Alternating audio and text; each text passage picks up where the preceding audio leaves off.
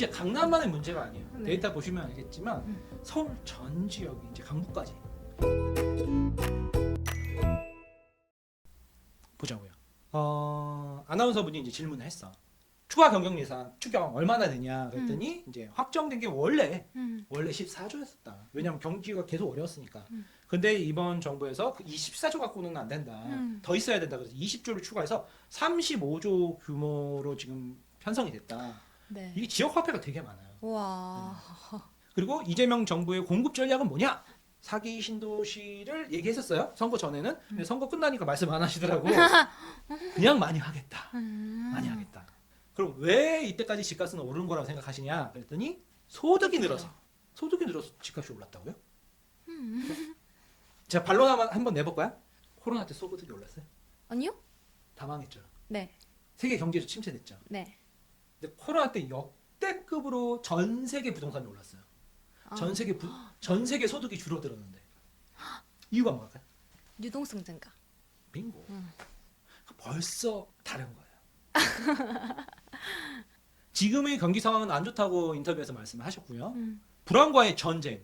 그러니까 너무 안 좋은 상황에 이재명 대통령이 됐다. 민주당이 됐다. 아, 쉽지는 않다. 누가 와도 쉽지 않다. 투기는 막고 공급은 예정대로 늘리겠다. 사기 신도시를 의미하는 것 같은데 사기 신도시라는 용어는 안 쓰시더라고요. 사기 신도시라는 용어를 쓰는 순간 어디다 할 건데, 얼마나 할 건데 이러잖아요. 공급을 하겠다 그러면 얘기는 할 수 있지만 사기 신도시를 밀진 않더라고요. 선거가 딱 끝나니까. 투기는 막고 규제한다는 거죠. 근데 지금 이렇게 강력하게 앞서서 말씀드린 것처럼 상승을 한다면 강력한 규제 대책이 기다리고 있을 것이라는 의미인 것 같아요. 그래서 이제 본격적으로 그럼 이제 앞으로 어떻게 하실 거냐 이렇게 물어봤을 때 수요 관리 정책으로 대응을 하겠다. 근데 자세한 얘기는 안 했어요. 뭐 수요를 관리하겠다. 뭐겠어요? 규제. 지난 시간에 얘기했잖아요. 어떤 규제? 제일 만만한 게 뭐예요? 은행을 규제하는 게 제일 쉽잖아요. 전화해서 대출 중단해, 대출 줄여, 10억 이상은 대출 금지. 옛날에 했었단 말이야. 그거부터 하겠죠. 그게 관리를 하겠다. 뭐예요? 큰 정부. 지금 시장에만 맡겨놨더니 이게 제대로 작동이 안 한다. 그래서 양극화가 심해지고 빈부격차가 심해져서 서민들이 너무 고통받는다. 공정한 세상을 위해서 영웅이 등장하겠다. 내가 등장해서 잘 배열을 해서 시장 경제가 잘 돌아가도록 만들겠다는 게 진보 정권 아닙니까? 그렇게 관리하겠다. 관리자가 되겠다. 그죠? 큰 정부가 되겠다. 큰 정부가 되겠다. 그걸 수요 관리 정책을 하겠다고 말씀을 하시더라고요. 그 다음에 공급 정책. 정부의 공급 의지만 있으면 수요는 진작될 것이다. 안 되면 관리를 하는데 공급만 많이 해도 집값은 잘 뛸 것이다. 이렇게 말씀을 하시더라고요. 과연 그럴까요? 근데 이게 공급이 어디에가 문제죠. 네. 경기도 허허벌판 빈 땅의 공급도 공급이고 서울의 서초에 그 금싸라기 땅에다 짓는 것도 공급인데 그걸 똑같이 공급이라고 얘기하면서 쉬운 선택인 경기도 허허벌판 그린벨트 부셔갖고 할 거란 말이에요. 그럼 문제는 뭐냐? 집은 신축 아파트인데 밖에 나가면은 논밭이라는 거죠. 그럼 청약통장 얘기하면서 가점제 얘기하면서 청년들한테 더 혜택을 주겠다 어쩐다 하면서 이제 조금 힘들겠다는 거죠. 근데 지금 이게 어떤 정부가 와도 이 수순으로 갈 수밖에 없어요. 그래서 집값은 정부 공급 의지에 의해서 결정이 된다고 말씀하시더라고요. 공급으로 집값을 잡을 수 있을까요? 그럼 지금 지방에 공급 되게 많은데 왜 집값이 폭락하고 있나요? 집값은 정부의 공급 의지에 의해서 정해진다고 생각을 하시더라고요. 공급이 집값을 결정한다고요? 제가 수업 때 맨날 설명하는 거 기억나세요?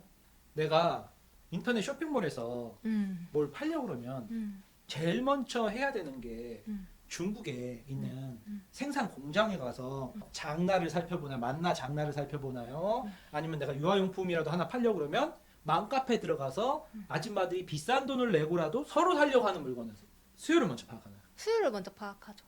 왜요? 하라고 하죠. 수요가 가격을 결정합니다. 공급이 가격을 결정한다고요? 이거 자체가 조금 저는 이해가 좀 안 되는 부분이에요. 또 다른 의견이 있으시면 댓글로 달아주십시오. 예. 공급은 거들 뿐. 지난 시간에도 말씀드렸지만 공급은 거들 뿐이고 모든 건 수요에 의해서 결정이 됩니다. 경제학 앞에 부분에 좀 나오는데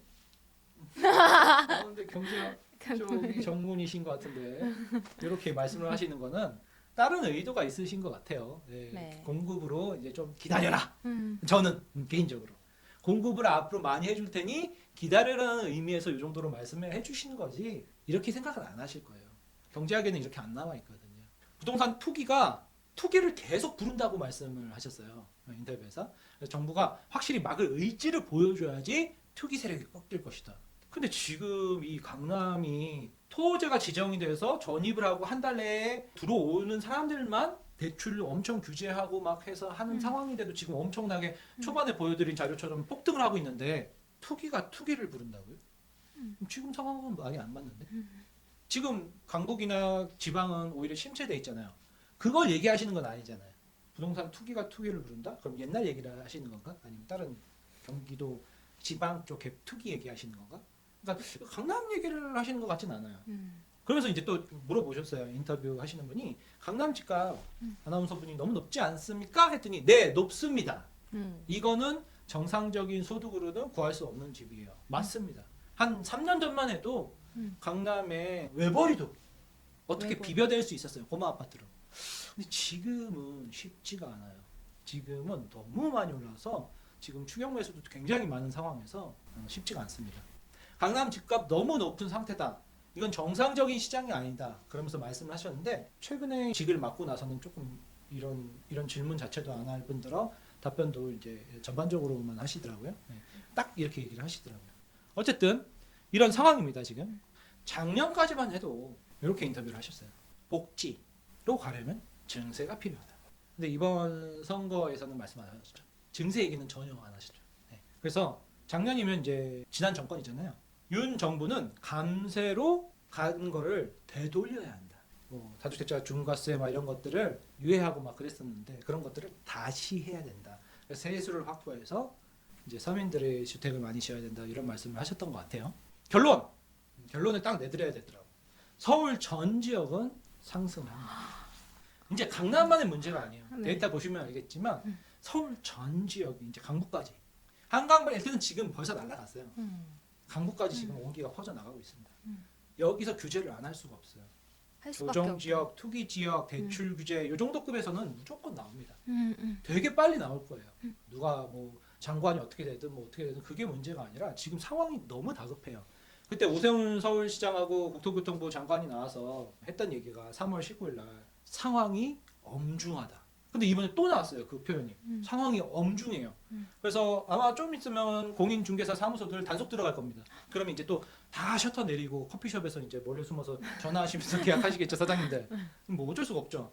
그래서 서울 전 지역이 이제 상승을 하기 때문에 이제까지는 팔짱 끼고 뭐 저거 강남 뭐 오르면 우리랑 무슨 상관이 했던 일반 서민들 6억대, 12억대, 15억대 물건들까지 싸그리다. 서울 지역 폭등, 경기도 핵심 지역이던 과천, 분당 벌써 날아가서 토제 지정, 확대 지정의 타겟으로 지금 걸려 있잖아요.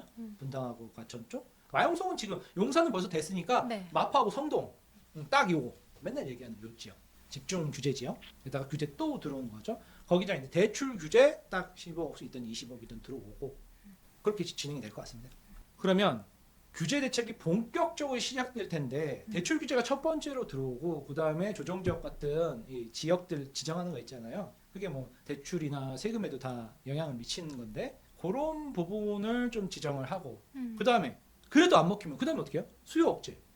수요 억제 어떻게 하겠어요? 집 사지 마. 막 이렇게 하겠죠. 뭐 LTV, DTI, 뭐 대출 규제의 디테일한 부분까지 더 들어가고 공급해줄 테니까 기다려. 저약 통장으로 신혼부부 7년이 아니라 10년을 해줄게. 너도 이제 해당이 돼. 잠깐 기다려. 그러면서 수요 진작을 계속 할 텐데 눈치 빠른 사람들은 지금 막 집을 사겠죠. 9월 달까지. 9월 30일까지. 요번이 기회니까. 아니면 이제 진짜 쩐주들이 지방에 있는 엄청 부자들이 많아요. 땅 부자들. 이런 분들이 돈 싸들고 들어와서 이제 서울의 강남의 핵심지에 살려고들 좀 달려들기 시작하면 그 뒤는 모르겠어요. 이런 장을 제가 본 적이 없어서. 30년 동안 공급이 이렇게 적은 적이 없거든요. 네. 그렇게 될 것 같습니다. 그때 인터뷰에서 말씀하셨듯이 정부가 확실하게 막을 의지를 보여줘서 투기를 근절시킬 거다. 근데 실수요자 한 채를 어떻게 막아요? 그럼 이제 어떻게 돼요? 고가 주택자 대출 규제 15억 이상 그것뿐만 아니라 세금으로 규제를 때려버리겠죠. 종부세, 국토부세. 국토보유세는 이번에 말 안 했듯이 다른 용어로 나오겠죠.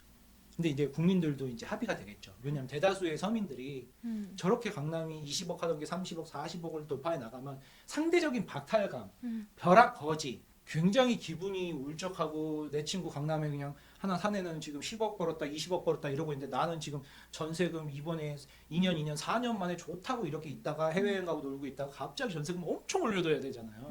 그러면 이제 그 분노를 해소할 대상이 필요하거든요. 그러면은 어떤 마녀 사냥을 또 하겠죠. 그래서 정부가 확실히 막을 의지를 보여주겠다고 합니다. 그게 어떻게 보여주실지 걱정이 되는 거죠. 그래서 저는 항상 말씀을 드립니다. 실수요자 한 채면 무주택자분들은 빨리 내 집 마련하셔라. 이게 돈의 문제가 아니라 우리 가족의 사용가치, 마음의 안정, 내 보금자리. 그래야지 뭐 예쁘게 집도 꾸미고 뭣도 받고 뭐 집도 아늑하게 해야지 집에 빨리 돌아와서 가족들하고 행복하게 살고 싶지. 집이 뭐 반지하고 옥탑방이고 막 춥고 뭐 곰팡이 피고 장마철에 물에 잠기고 그러면은 집에 들어오기 쉽지가 않잖아요. 가족의 행복을 위해서는 안정된 깨끗하고 쾌적한 보금자리가 영순이다. 해외여행이 지금 문제가 아니다. 그런 생각이 들고 투자 가치로도 내가 믿는 거 우리 가족을 거기서 살게 해주고 싶은 집 집들 보다 보면 그런 데가 있잖아요. 진짜 교통 환경, 학군, 인프라 뭐 빠지는 게 없는데 그런 데면 투자 가치는 말해 뭐 하겠습니까? 그거는 뭐 이제 넘사죠, 넘사. 네. 그리고 이제 주택연금이 이제까지는 12억 이하만 됐었어요. 맞아요. 근데 이제 뭐 거의 무제한으로 월 1,000만 원 이하. 그러니까 거의 무제한이라고 보면 돼요. 월 1,000. 지금 26억이 460일이니까 월 1,000만 원이라 그러면 50억. 압구정 구평보다도 비싸니까 넘사죠, 넘사. 그러니까는 무제한으로 집값이 아무리 비싸도 월 1,000만 원씩 주택연금을 주겠다. 어디서요? 하나은행서부터 지금 시작한답니다. 어쨌든 조그만 집 한 12억 선? 65세부터 한 250만 원 이상, 300돈 조금 안 되게 지금 기준으로 받으니까 두 노인네가 12억짜리 아파트 한 채 내 집 마련하고 그거를 주택연금으로 돌리면 65세부터 국가에다가 이렇게 하고 국가서부터 이제 죽을 때까지 두 노인네가 다 죽을 때까지 애들은 출가하고 이렇게 연금을 290만 원 정도 받으니까 큰 병치레만 안 하면 노후는 지금 걱정은 없다. 어쨌든 주택연금도 이렇게 바뀌어 나가고 있고 외국에서는 영모기지론이라고 해갖고 진행이 되잖아요. 그래서 결론 지난번하고 결론은 똑같습니다. 내 집 마련하셔라. 6월달이 당신 인생에서 굉장히 중요한 시기가 될 것이다. 이렇게 됩니다. 오늘 여기 댓글 다신 분 중에서 좋은 의견이나 이렇게 하신 분들 세 분을 뽑아서 저희 카페에서 제작한 지도 코팅 강남 3구 전지 지도 대형 지도를 드립니다. 지금 자료화면 보이시죠? 요거 대형 우와. 코팅 지도 요거요. 요거 택배로 발송해 드립니다. 운영진이 연락을 해서 우와. 주소로 택배로 발송. 이거 구할 수도 없어요. 거꾸로 들고 그래. 구할 수도 없어요. 여기에 지금 유튜브 링크 보시면 알겠지만 아파트 동이 나옵니다. 동. 강남 3구. 그래서 거실 제일 잘 보이는 데다가 붙여놓고 시각화를 시키십시오. 시각화를 시키시면 여기 101동, 102동, 103동 이렇게 다 보이거든요. 그래서 단지뿐만 아니라 이렇게 입지를 파악하는데 매일 익숙해져야지 이제 제일 상급지가 여기니까 돈이 부족하면 그 다음 상급지 동작구나 강동구나 광진구 같은 분당이나 과천 같은 그 다음 상급지가 이렇게 볼 수가 있죠. 근데 제일 기준이 되는 서울대를 우선 알아야 그 다음 대학 이게 서열을 알 수 있잖아요. 그래서 전체적인 서열을 알아야 여러분들이 내 위치와 가야 될 방향이 나오지 않겠습니까? 그게 지도잖아요. 네, 그래서 이 지도에 많은 의미가 담겨 있습니다, 여러분들. 네. 오늘 여기까지 했습니다. 어떻게 이제 정권이 바뀌고 이재명 대통령이 되고 이제 일주일 한 열흘 동안 엄청나게 많은 변화가 있었어요. 9월 전에 아니면 빠르면 6월 안에 내 집 마련 하시고 무주택 살던 분들은 갈아타실 분들은 자기 집 매도하시고 갈아타시면 좋은 기회가 되지 않을까 이렇게 생각합니다. 오늘 재밌으셨나요? 네, 아주 유익했어요. 이렇게 자주 뵙고 이제 얘기를 이렇게 나눌까요? 네. 그럼 오늘 여기까지 하겠습니다. 감사합니다. 감사합니다.